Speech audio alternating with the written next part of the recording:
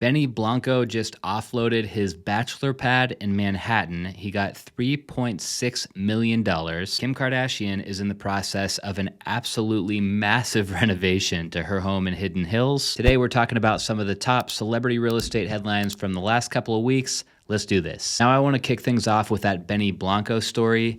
It's not exactly a real estate success story, but he just sold his place in Manhattan. Benny bought this one 14 years ago for $3.4 million.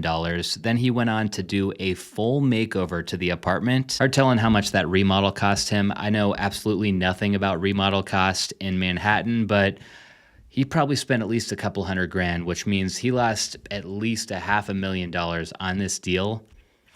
Ouch. It's a 3-bedroom apartment, just over 3,000 square feet.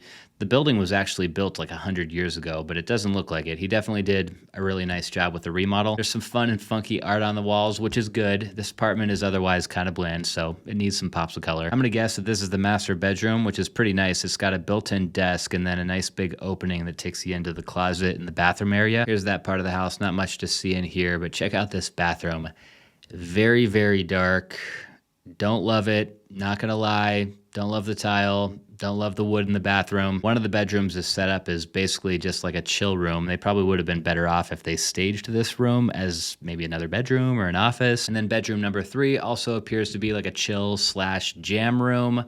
Cool room, but I think they should have staged this one as well. Honestly, that could have been a big contributor as to why this one had a hard time selling, because when buyers walk into your apartment or your house, you want them to be able to picture actually living there, and it's gonna be kind of hard for them to picture living here with furniture like this unless they're also like a musician or something. Okay, moving on to John Goodman. He's also having a hard time selling his house. It's a weird market right now, you guys. He just slashed the price of this thing by $700,000. The story on this one is that John and his wife have owned the home for over 20 years. They originally bought it from the 9 Inch Nails lead singer Trent Reznor for $1.8 million. Total side note, I don't know about you guys, but I can't even look at John Goodman anymore without seeing Eli Gemstone. He's not John anymore. He's Eli. Anyways, here's the place. It's 5,000 square feet. It's good size. It's sitting on about a quarter acre. Look at that price cut. $700,000 off. We got another very old house. This place was built in the 1850s. I cannot believe it's still standing. Quaint vibe with the entrance. You walk through this gate, you get through the front door, and then once you get behind the front door, you're greeted with this. The description's calling it a Greek revival style house. I gotta hand it to them. They did a good job with all the furnishings in here. The busyness of a lot of these furnishings and details just for some reason just kind of fits and looks right. One problem that a lot of modern buyers are gonna have with these older houses though is that you oftentimes don't have one big open great room. Like this is probably your main living area. Then your kitchen is kind of like a galley kitchen. It's like tucked off to the side. There's not even any seating at this island. Here is the master bedroom, and here is the master bathroom. We got a couple of guest bedrooms here, massive master closet. And you know what? It's rooms like this in an old house that I really appreciate. Like this is just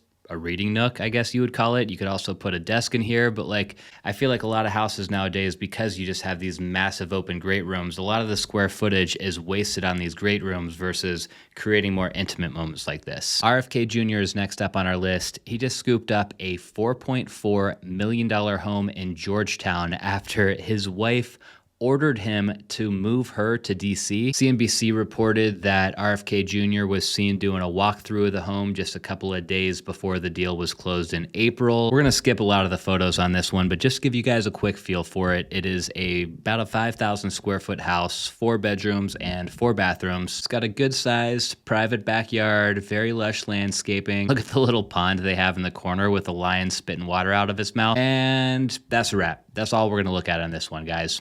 Moving on. For our last story of the day, Kim Kardashian is in the process of remodeling her house in Hidden Hills, but this isn't just like a little cosmetic remodel. She is doing a major overhaul. Realtor.com says, exclusive, Kim's $60 million home is pictured undergoing renovations to add a new wing amid rumors of a new romance. I don't really care about the new romance, so let's just keep scrolling down to the renovations. And they weren't kidding, so I'm gonna guess that this whole top section is where her existing home used to be, and basically everything below it down here where you can see all this wood sheathing, This is all the new section. Hats off to the contractors and the architect here. It's not always easy to basically take an existing house and then add on to it like this and make it look really clean and cohesive like it does. That's a wrap for this week's episode, you guys. Thanks so much for watching. Don't forget to hit the thumbs up button down below before you go if you liked the video.